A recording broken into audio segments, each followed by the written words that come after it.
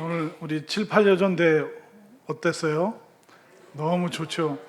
제가 이게 눈을 감고 기도 소리를 듣는데 웬 청년이 기도하나 다시 떴다가 보고 찬양하는 목소리도 들으면서 7, 8여전대가 좀 막내 기관인가? 그러니까 막내 같기도 하고 청년 같기도 하고 너무너무 푸릇푸릇한 우리 7, 8여전대 격려의 박수 보내드리겠습니다.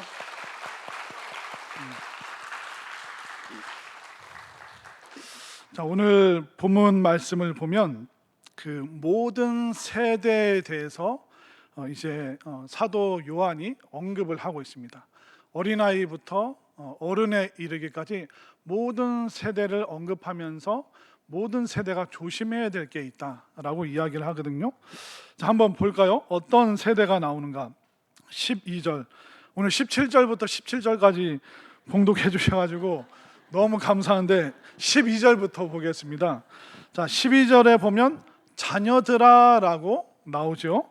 그리고 13절에 보면 아비들아, 그리고 13절 중반에 보면 청년들아, 그리고 14절에 보면 아이들아. 그러니까 아이들, 자녀들, 청년들, 아비들. 그러니까 어린아이부터 어른에 이르기까지 모든 세대를 언급하면서 모든 세대가 조심해야 될 죄에 빠지는 그 유혹에 대해서 오늘 사도 요한이 이야기를 하고 있습니다.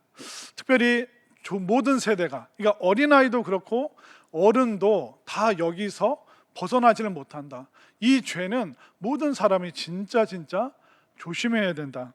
그리고 이 죄들을 사랑하면 안 된다. 그 이야기를 하고 있습니다.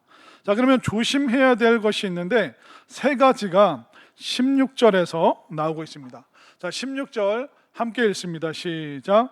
이는 세상에 있는 모든 것이 육신의 정욕과 안목의 정욕과 이생의 자랑이니 다 아버지께로부터 온 것이 아니요 세상으로부터 온 것이라. 자, 세상으로부터 온 것이 있는데 육신의 정욕, 안목의 정욕, 이생의 자랑. 근데 이것은 세상으로부터 왔는데 문제는 뭐냐면 모든 세대, 모든 사람들이 이 세 가지를 너무너무 사랑한다. 이 세 가지의 그 사랑에 심취하다 보면 우리가 하나님의 사랑을 놓쳐버리기도 한다. 그렇기 때문에 어린아이부터 어른까지 이 육신의 또 안목의 또 이생의 자랑에 대한 이 욕망들 정말 조심해야 된다라고 말하고 있습니다. 그렇기 때문에 우리의 사랑의 대상, 나의 사랑의 대상이 누군가? 물론 우리가 가족들을 사랑하고 이 나라와 민족을 사랑하고 또 믿지 않는 사람들을 사랑하죠. 근데 그 사랑 속에서 안목의 정욕, 또 육신의 정욕, 이생의 자랑, 그것이 막 뒤섞이게 되면 우리의 사랑이 혼탁해지죠. 또 우리의 사랑이 잘못하면 퇴색되기 때문에 우리가 지금 무엇을 사랑하고 있고 누구를 사랑하고 있는가, 정말 모든 세대는 어떤 사랑에 빠져 있는가, 이것을 늘 점검해야 된다라고 사도 요한이 말하고 있습니다. 자, 15절부터 17절까지가 굉장히 중요한 말씀이죠. 제가 한 절, 여러분들이 한 절, 15절부터 보겠습니다.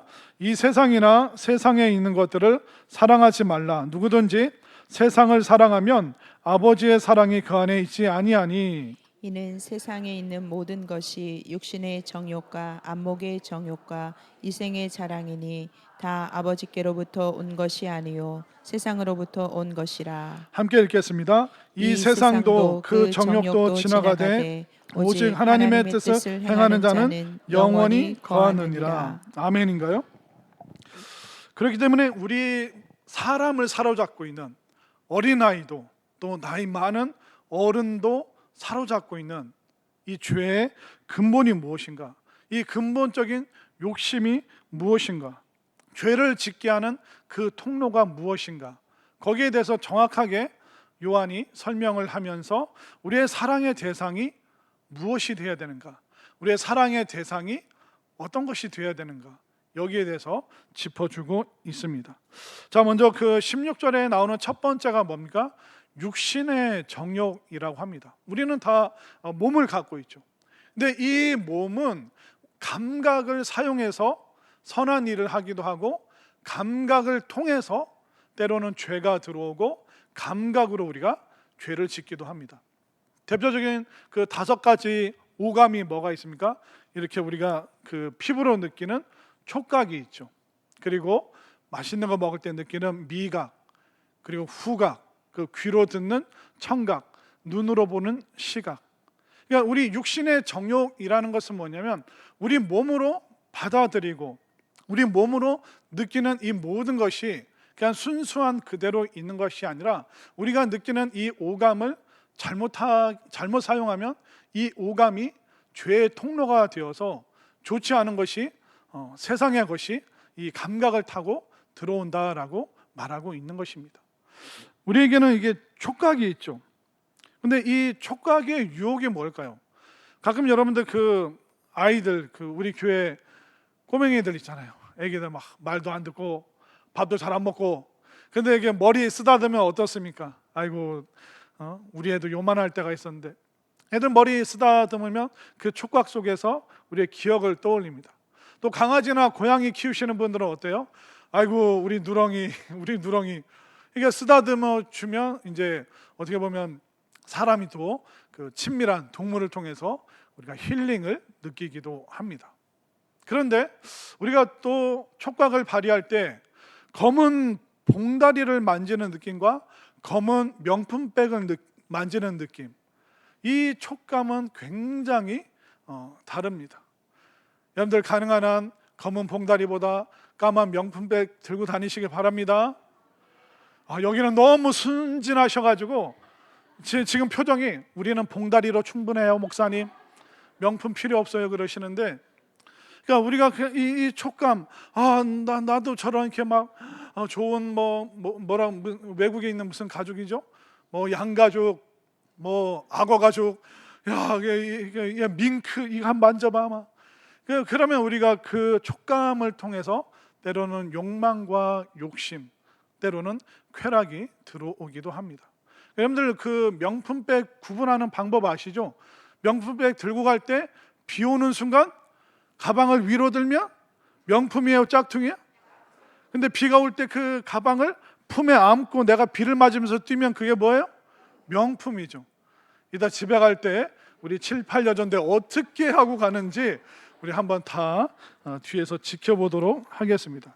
그렇기 때문에 저거 내가 저거 만지면, 저거 내 손 안에 쫙 이렇게 달라붙으면 너무 좋겠다. 그 욕심이, 그 쾌감이 과도해서 우리가 촉각을 통해서 때로는 죄가 슬며시 세상으로부터 우리에게 들어올 때가 있습니다. 그리고 촉각 말고 또 미각, 이 먹는 것의 유혹이 사실 얼마나 큽니까? 오늘 7, 8년 전에 헌신 예배니까 솔직히 제 얘기 하나 해드리면 저는 물만 마십니다. 물만 먹는데도 살이 쪄요. 저는 아마 의학계에 나중에 보고가 돼서 어떻게 저 목사님은 물만 마시는데도 살이 찌는가? 제 아내에게 한번 물어보십시오. 목사님 집에서 뭐 먹고 뭐 마시는지. 근데 사실 제가 물 마시면서 다른 것도 먹긴 먹어요. 밥도 고기도 요만큼 먹어요. 요만큼. 요거밖에 안 먹어요. 밥이나 고기 요만큼 먹어요. 요만큼. 그런데도 살이 찌는 걸 보니까 저는 하나님의 축복을 너무 많이 받았구나, 제가 그런 생각을 하게 되는데, 사실 오늘날 이 먹는 거, 우리가 먹는 거가 이게 생명과 직결이 되어 있기 때문에 안 먹을 수가 없습니다. 또 배가 고파야지 먹게 되고 먹어야지 생명이 유지되는 그런 시스템으로 하나님께서 우리를 만드셨기 때문에 우리가 먹어야 됩니다. 근데 이 먹는 미각에 식탐과 욕망이 끼어들기 시작하면 우리는 과하게 먹죠.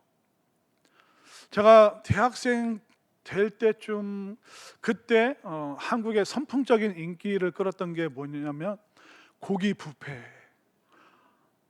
너무 감동받으시고 은혜 받으시는데, 그때 제가 이제 그 신학교 들어갔는데 선배들이 학교 앞에 무슨 식당이 새로 생겼다는 거예요. 가봤더니 고기 뷔페.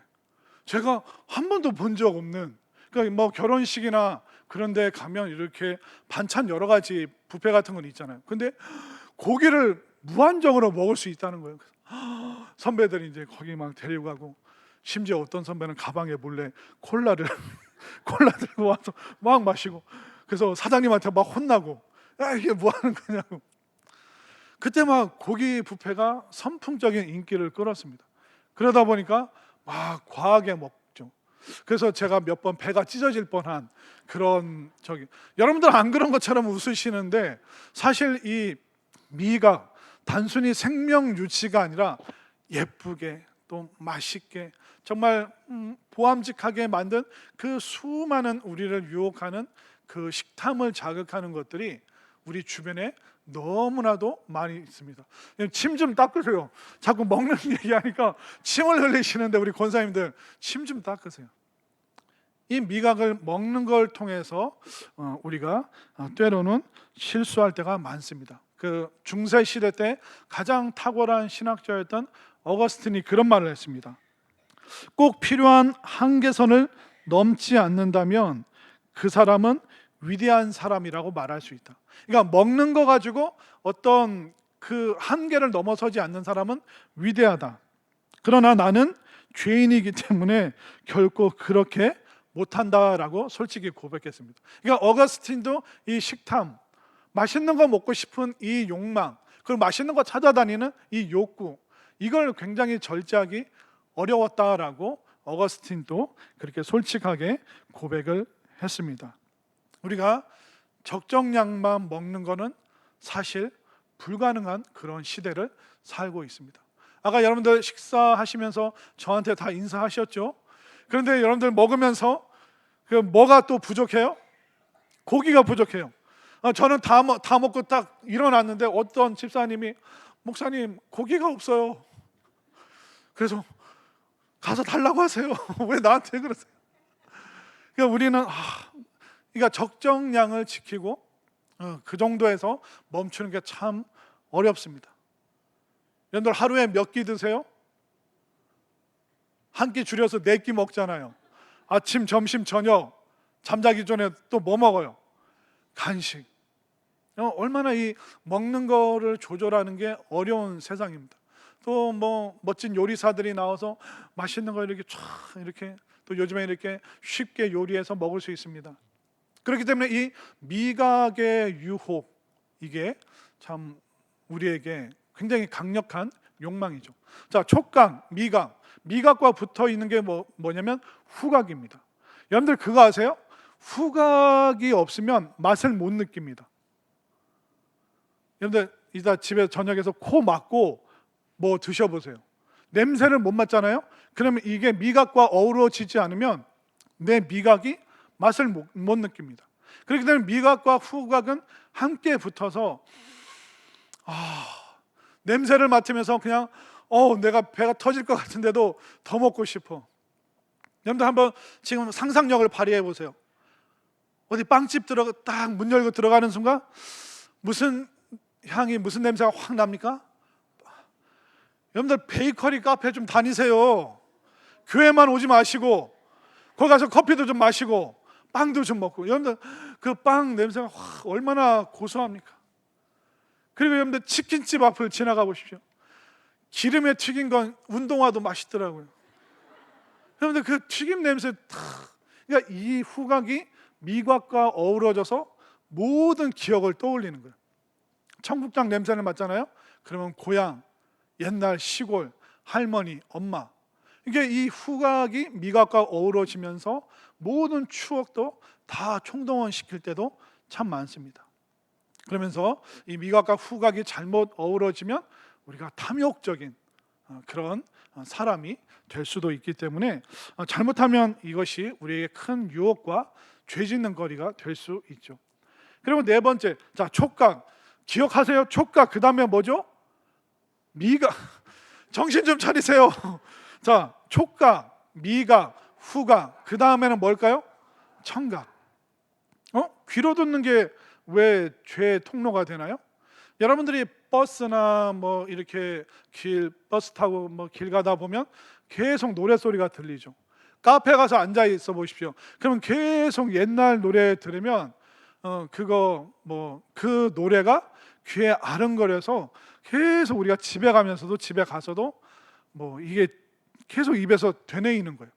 그냥 잠깐 몇 시간 들었는데 그 어떤 분은 어떤 권사님은 갑자기 흥얼거리는데 마시자 한 잔의 술을 막 아니 신방안에도 권사님 왜 그러세요? 그랬더니 아니 오늘 아침부터 갑자기 일어났는데 자꾸 옛날 노래가 떠올라가지고 목사님 나도 모르게 그거 흥얼거리고 있다고.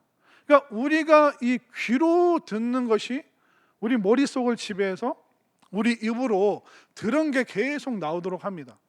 그리고 우리가 뭔가 유혹받을 때 시각으로도 유혹받지만 청각으로도 엄청난 유혹을 받습니다. 어떤 유혹을 받냐면 이거 하면 돈 벌 수 있대. 그럼 여러분들 귀가 어떻게 됩니까?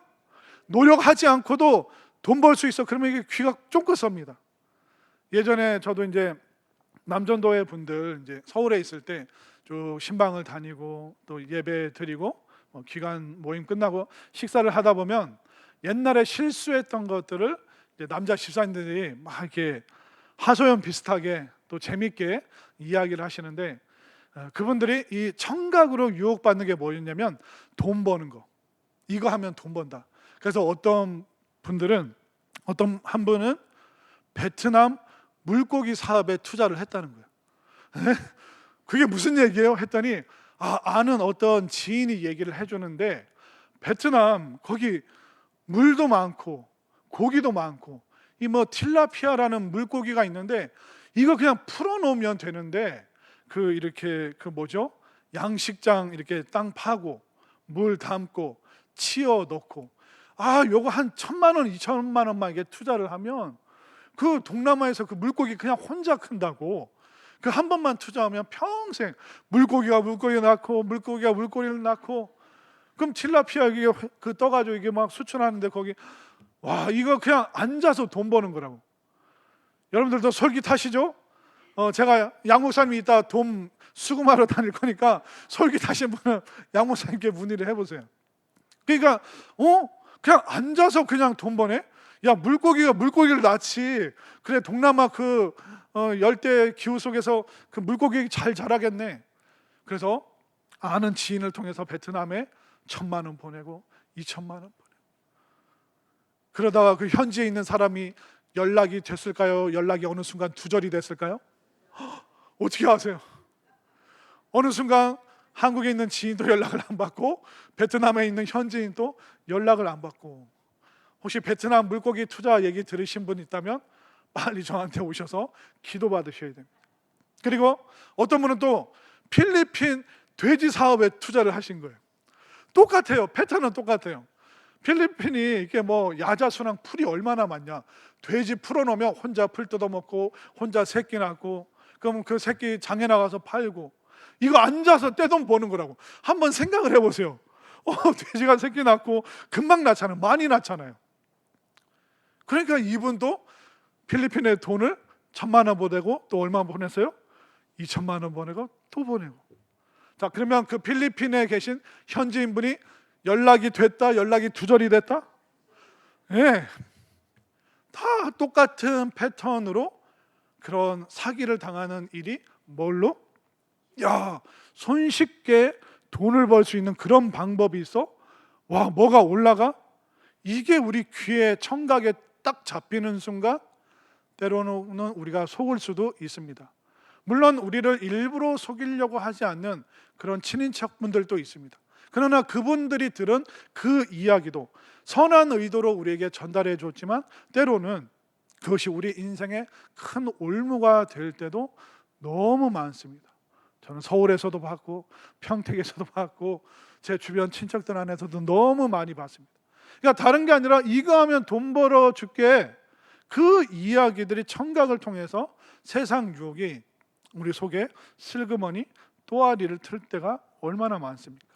자, 오감 중에 벌써 4개를 했습니다. 자, 정신 바짝 차리고 첫 번째 촉각, 두 번째 미각, 세 번째 후각, 네 번째 이제 여러분들이 굉장히 지혜로기 시작했습니다. 자, 그러면 다섯 번째는 어떤 감각일까요?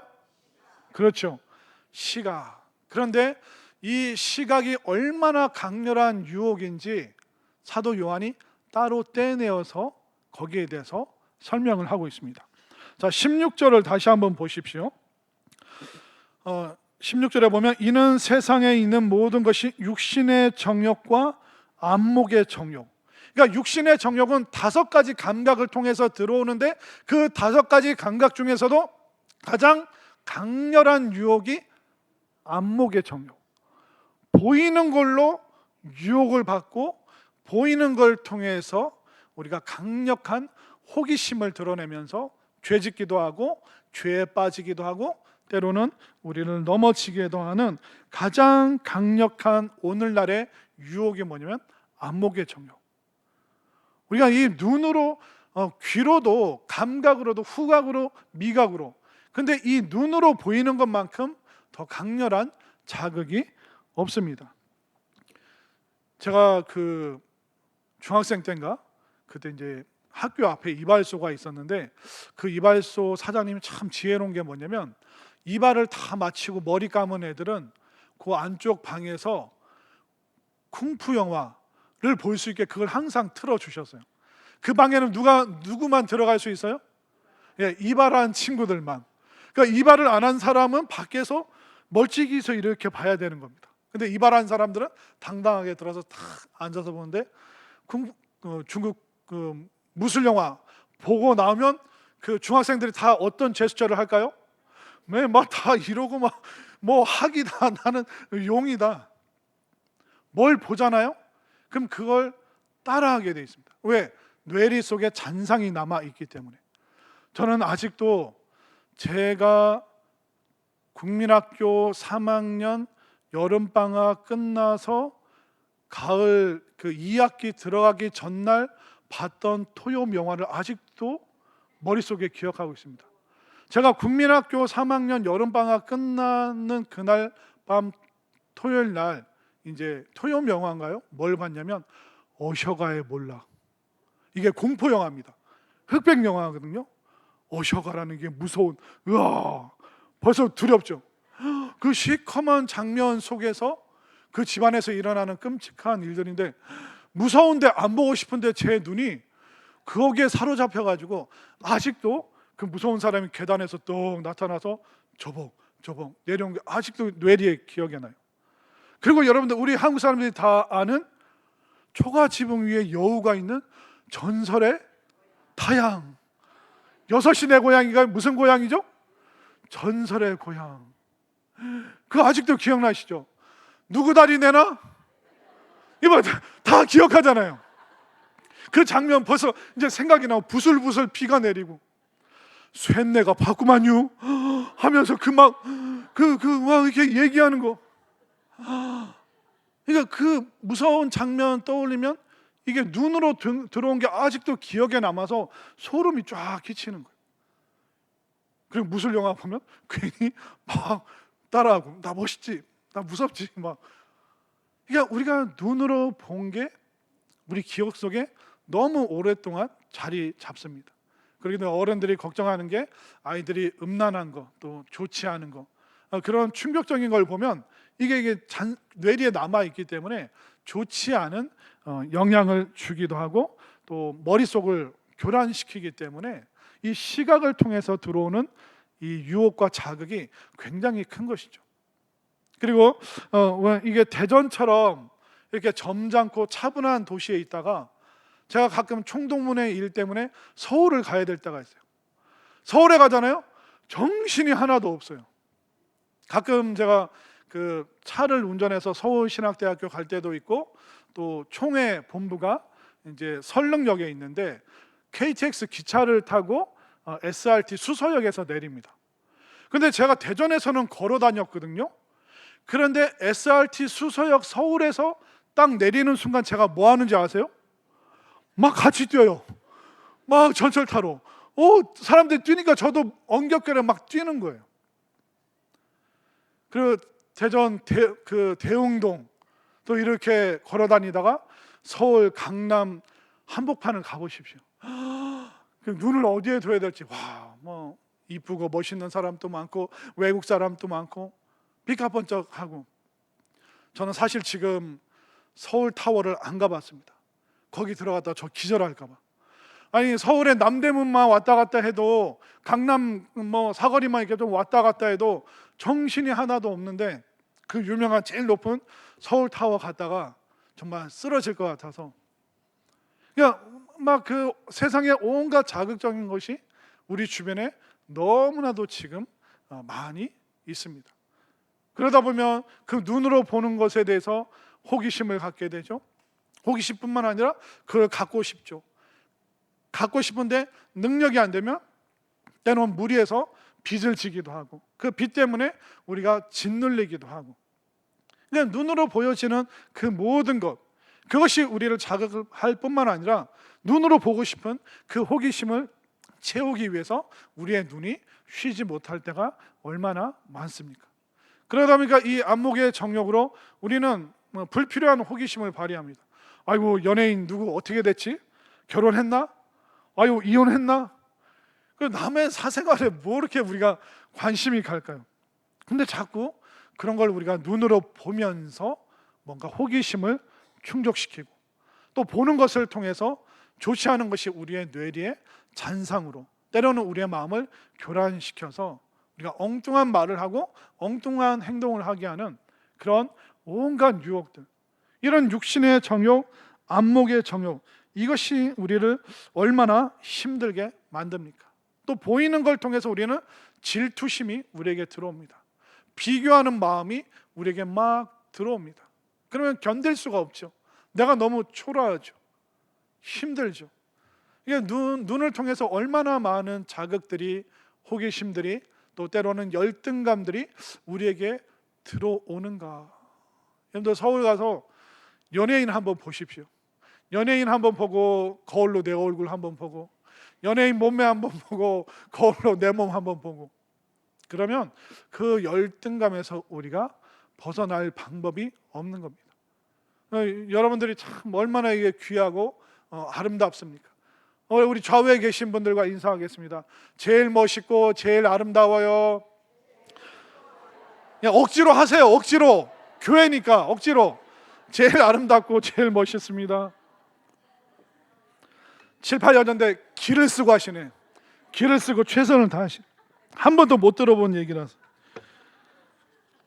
이런 그 촉각과 미각과 후각과 청각 그리고 가장 강렬한 유혹인 이 시각적인 안목의 정욕 이게 얼마나 우리를 위험에 노출을 시키고 얼마나 많은 욕망들이 이 감각을 타고 우리에게 들어오는지 또 우리 내면을 또 잡아끄는 또 세 번째 거가 있다고 하죠.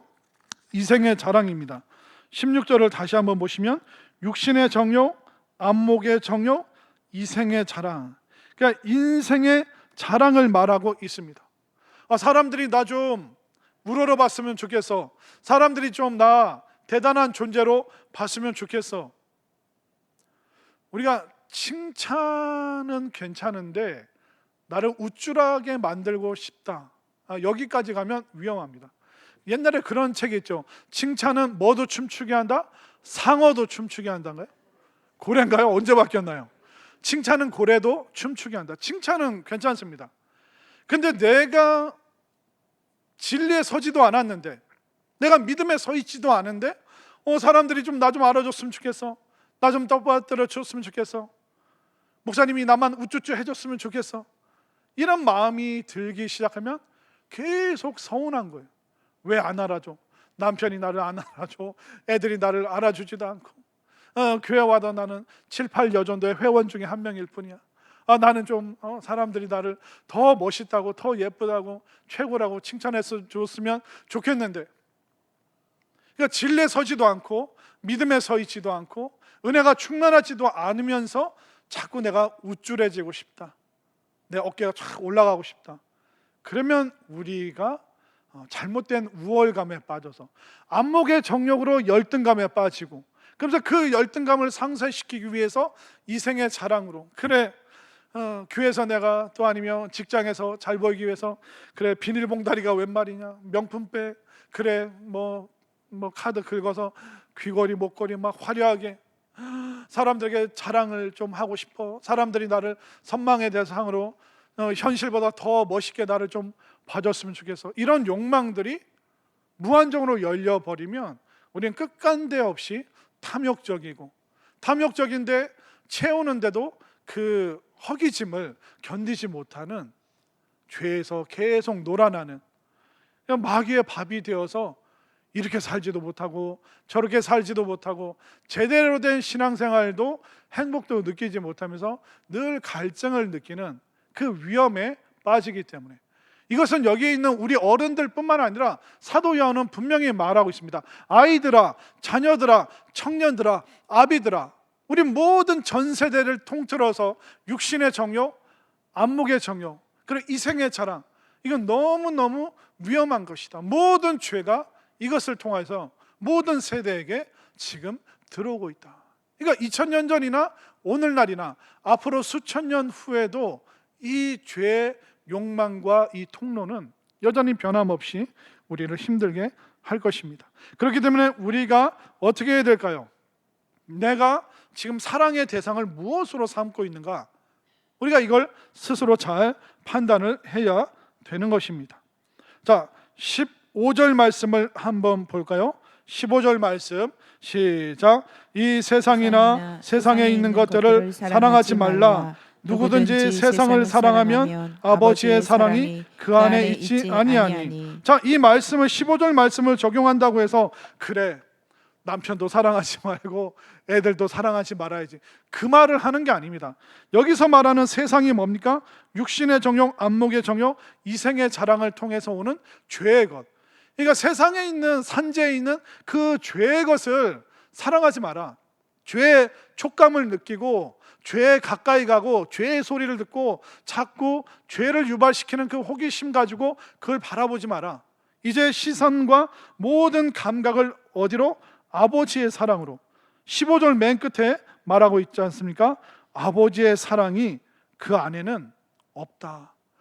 막 그걸 채운다고 해서 하나님의 사랑을 느낄 수 있는 것이 아니다. 그렇기 때문에 이 세 가지 죄의 통로를 우리가 조심해야 되고 끊어야 되고, 왜 이것에 대해서 우리가 조심할 수 있는가? 17절 함께 읽겠습니다. 17절 시작. 이 세상도 그 정욕도 지나가되 오직 하나님의 뜻을 행하는 자는 영원히 거하느니라. 아멘인가요? 쾌락도 순식간에 지나가죠. 호기심의 유혹도 어떻게 보면 다른 쪽으로 시선을 돌리면 자연을 향해서, 좀 멋진 풍경을 향해서 바라본다면 우리는 그 시선의 유혹으로부터, 호기심으로부터 금방 자유할 수 있습니다. 명예와 권력, 그 오래 못 갑니다. 저는 제가 대통령 안 하길 참 잘했습니다. 대통령 5년 하고 나면 막 사방에 공격을 받게 되어 있습니다. 그래서 막 우리가 세상에서 멋진 사람인 것 같지만 결국 그 명예와 자랑도 어느 순간 호련히 우리 곁을 떠나게 되어 있죠. 칭찬도 어떻게 보면 자랑도 일시적일 수 있습니다. 유행은 계속 바뀌기 때문에 지금 받는 칭찬이 영원한 것은 아닌 것이죠. 그래서 우리가 오늘 말씀을 통해서 깨달아야 될 게 뭘까요? 하나님의 뜻대로 행하는 자, 하나님의 뜻 안에서 행하는 자. 사도 요한은 요한 1, 2, 3서에서 계속 말합니다. 사랑으로. 사랑이 무엇인가? 참된 사랑은 어디에서 오는가? 바로 하나님으로부터 이 사랑이 온다. 그렇기 때문에 하나님 뜻 안에서 살아간다는 것은 뭐냐면, 하나님이 주시는 사랑을 내가 받아들이고 또 하나님의 그 사랑이 내 삶의 무게가 될 때 우리는 제자리를 찾는 것이죠. 여러분들 그 돌을 잡아서 하늘로 던지면 떠 있나요? 아니면 땅으로 떨어지나요? 돌의 무게는 그 위치가 땅에 붙어 있는 겁니다. 자신의 그 무게로 돌아가는 거죠. 여러분들 불을 확 켜면 밑으로 내려가나요? 아니면 위로 올라가나요? 불은 가스불 켜보십시오. 위로 향하죠. 그러니까 불의 무게는 위로 향하게 되어 있습니다. 그러면 여러분들 물에다 기름을 타면 기름이 어떻게 되죠? 기름은 위에 뜨고 물은 밑에 가라앉고, 자신의 그 위치를 찾아서 그 기름의 무게가 있기 때문에 위로, 물의 무게가 있기 때문에 아래로. 그러니까 우리 성도들에게 있어야 될 그 삶의 무게가 뭘까요? 하나님의 그 사랑의 무게. 하나님께서 그 아들 예수 그리스도를 통해서 우리에게 주신 그 사랑의 무게를 통하여 우리는 각자가 있어야 될 그 위치에, 제자리로 돌아갈 수 있다는 것을 깨달으시기를 바랍니다. 결국 중요한 게 뭘까요? 이 수많은 자극적이고 내 쾌감을 자극하는 세상 것이 많이 있지만 이 예수님의 이 사랑을 우리가 체험하고 경험하는 것, 그 예수님의 그 사랑의 무게가 나의 무게가 될 때 우리는 세상을 이길 수 있는 그 비밀이 무엇인지 알 수 있는 것입니다. 우리가 현실은 안 바뀌는데 예수님의 사랑을 체험하는 게, 이 예수님의 사랑의 무게를 아는 것이 중요한 이유가 뭐냐면, 현실은 안 바뀌는데 그 현실을 이길 수 있는 힘이 예수님의 사랑의 무게에서 오는 겁니다. 제가 지금도 잊혀지지 않는 그 체험은, 고등학교 2학년 때, 제가 중고등학교 시절에는 학생부 모임이 토요일 날 있었습니다. 그래서 토요일 날 오후 3시에 모여서 5시, 6시 또 아니면 반별 모임하면서 떡볶이도 사 먹고 라면도 사 먹고 그러면서 토요일 날 모임을 했는데, 그날 막 예배 드리고 또 그날 한 달에 한 번씩 있는 기도회가 있어서 막 열심히 기도했는데, 고등학교 2학년 때 토요일 날 학생부 예배를 마치고 집으로 돌아가는데 지금도 생생합니다. 제 발이 공중에 떠서 다니는 느낌. 제가 한번 보여드릴게요. 지금 제가 허경영은 아닌데 지금 공중에 떠서 다니는 게 보이시죠, 여러분들? 진짜 고2 때 제가 집에 걸어서 가는 그 30분 동안 제 발이 공중에 떠 있어요. 그 집에 가는 동안 제 마음이 얼마나 시원한지, 마치 제 가슴판 안에 파란 옥돌 있잖아요. 녹색 옥돌이 제 가슴판에 탁 들어와 있는 것처럼 발은 공중에서 떠 있죠. 내 마음은 너무나도 하나님의 그 사랑으로 시원하죠. 그리고 그날 집에 가는데 세상이 다 아름답더라고요. 학교 앞을 지나가는데 그렇게 가기 싫은 학교도 너무 아름답고 선생님도 귀하고 친구들도 빨리 보고 싶고, 그리고 집에 가는데 우리 아버지 어머니가 너무 귀한 거예요. 너무 소중한 거예요. 환경은 변한 게 없어요. 공부하기 싫어하는 고등학교 2학년 학생입니다. 가난한 현실은 똑같습니다. 그런데 예배 한번 잘 드리고 기도 한번 열심히 했더니 공중에 떠 있는 것 같고, 예수님의 그 사랑이 파란 옥돌처럼 제 마음을 너무나도 시원케 하고, 그 체험을 하니까 정말 세상 부러운 것이 하나도 없는 그 기쁨. 세상이 쾌락을 줍니다. 그러나 예수님께서 주시는 그 기쁨은 세상의 쾌락과 또 모든 육신의 정욕과 안목의 정욕, 이생의 자랑, 그 하나도 생각나지 않을 정도로 예수님의 그 사랑의 무게가 나를 압도하는 그 순간, 이게 신앙생활의 기쁨인가? 신앙생활의 기쁨은 예수님의 그 사랑을 체험하는 것. 우리가 예배 잘 드리고 기도 열심히 하고 또 뜨겁게 찬양하고 정말 하나님 앞에 부르짖을 때 그 하나님의 무게가 예수님을 통하여 그 사랑이 우리에게 체험된다는 것을 꼭 믿으시기를 바랍니다. 여러분들은 하나님의 사랑보다 여러분들이 겪었던 과거가 더 크다고 자꾸 생각을 합니다. 그게 잘못된 감각이고 잘못된 생각입니다. 그러니까 여러분들의 그 과거의 경험이, 과거의 실패가 여러분들 인생의 전부가 아닙니다. 그런데 우리는 자꾸 우리의 감각은 내 과거가 나의 전부다, 나의 실패가 나의 전부다. 아니요. 하나님의 사랑을 덧입게 되면 과거의 실패, 아픔, 쓰라림, 남에게 말 못하는 그 모든 것, 우리가 다 사라지지는 않지만 그것을 이길 수 있는 그 은혜가 바로 예수님의 그 사랑의 무게를 통하여 우리에게 전달된다는 것을 믿으시기를 바랍니다. 그렇기 때문에 여러분들이 아무리 과거에 힘든 경험을 했어도 그것이 여러분들 인생 이야기의 끝이 아니에요. 우리가 예수님 만나고 예수님 체험하면 그때부터 우리가 새로운 이야기를 써내려갈 수 있습니다. 우리 7, 8 여전도회 뿐만 아니라 우리 모든 성도님들, 과거의 이야기가 내 이야기의 전부가 아니라 이제 나 예수님 사랑 체험에서 나는 새로운 이야기를 써내려 갈 것이다. 세상에 수많은 유혹의 통로가 있지만 예수님의 그 사랑의 무게로 모든 것을 맡고 나는 예수님 체험하고 예수님 경험하고 예배 잘 드리고 기도 한번 뜨겁게 해서 정말 나는 예수님의 사랑 안에 살아가리라. 그렇게 결단하고 다짐하고 헌신하는 우리 7-8여전도회 또 우리 모든 성산의 믿음의 식구들이 될 수 있기를 바랍니다.